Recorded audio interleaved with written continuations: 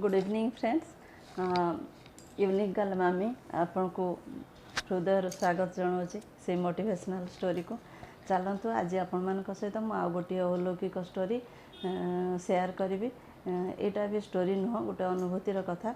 जड़े भाई सत्संग निजर अनुभूतिर कथा कहते तो मुझे शुणिकी आसी आदिन तो मुझे शुणा मो देहर लोम उठी जाऊला, देह शीतई उठूला। मुझे जानी आपन को स्टोरी केमती लगे आदि भल लगे जदि किसी अनुभव करिपारंती तो वीडियो को गोटे लाइक करेंगे, शेयर करने को जमा भी भूलें। कारण से मोटिवेशन जिनस जिते शेयर हम समस्त प्रत्येक पाखरे पहुँची पार, समस्त जीवन सुधुरी जीव आ समस्ते बहुत माने सी होचंदी अनुभवर ठाकुर, तांको अनुभव करी हुए। से कहा जाए परस नदेले नदियो प्रभु हे अनुभव टिके दियो। तो चलतु आमे तांको अनुभव रे केमती पाइबा से जिनस को लेकिन गोटे सुंदर स्टोरी आपन को शेयर करी। से ठाकुर जड़े बहुत भल भक्त था, से ठाकुर को बहुत मानु था, ठाकुर प्रत्येक कथा को मानु था। तो से कौन है जितेबाला जो कम बाहर ठाकुर को प्रणाम करके बाहर आउ से अनुभव करती श्री ठाकुर पाखे अच्छा सांगरे चलुँच। आसे जितेबाला चलती ना से अनुभव करती कि तांकर पछरे से जिते पछक बुलिकी देखती चारोटी पादर चिन्ह थाए। से अनुभव करती जे श्री ठाकुर मो आगे चली पछरे मु चली, दुईटी पाद श्री ठाकुर पाद चिन्ह आउ दुईटी मो पाद चिन्ह। एमती एमती केते दिन जाइए सबुदिने से ठाकुर को धरिकी चली।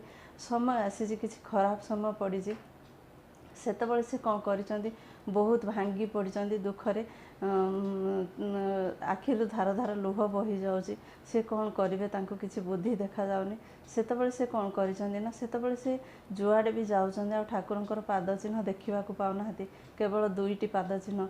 सेतबले से कांदी कांदी सी जीवा रास्तार कांदी कांदी लोटी जाइछंती। हे दरदी दयाल, मो विपद समय कुआड़े मते छाड़िकी पळेल, मु कौन भूल करी, मोर भक्ति भल पाइबारे कोठी भूल रहीगला। सेतबले से कांदी कांदी लोटी जाइए, आखिरु धार धार लुह बही जाऊँगी, माटी लोटी जाऊँगी आ लोटी जाऊँगी।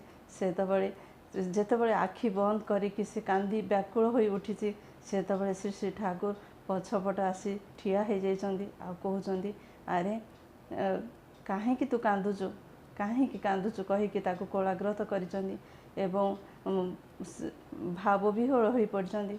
सेतबले से भक्त जनक कहूँ श्री श्री ठाकुर मु कौन भूल कर देथिली, मो असुविधा समय आपन कुआड़े गले, मु एते असुविधारे अछि, कहीं आपण को पाद चिन्ह देखि पारुनी, जेतेबले जाउची दुईटी पाद चिन्ह।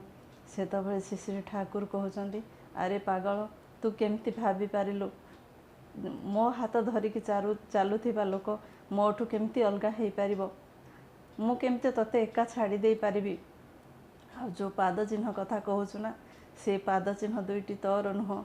तू एते दुखरे भांगी पड़िथिलु, एते व्यस्त विव्रत हो पड़िथिलु, रास्तारे खाल ढीप पथर गोड़ी किछि मानु नथिलु, किछि तते देखा जाउ नथला, कारण तो आखि लोतकरे भरी जाइथिला।